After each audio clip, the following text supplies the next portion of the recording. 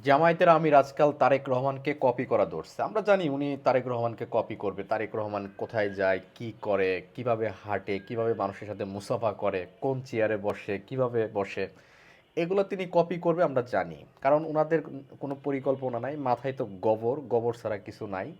তারেক রহমান আসার পর আপনারা দেখেছেন যে তিনি মঞ্চে যখন উঠে তার জন্য একটা চেয়ার রাখা হয়েছিল। তারেক রহমান তিনি নিজে একজন সাধারণ মানুষ, সাদামাটা জীবনযাপন করে।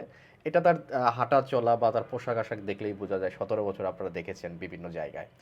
তো তারেক রহমানকে আজকাল জামাতের আমির তিনি কপি করা ধরছে। তারেক রহমান দেখেছেন না একটা চেয়ার তার জন্য রাখা হয়েছিল।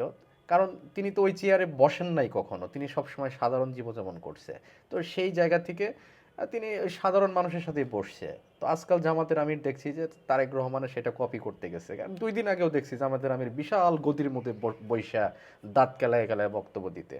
এখন আবার দেখি মঞ্চে তিনি উত্তরবঙ্গে গেছে, সেখানে চেয়ার সরায়া ওই সাধারণ একটা চেয়ার আনছে। মানে উনি তারেক রহমান হইতে চায় জামাতের আমির।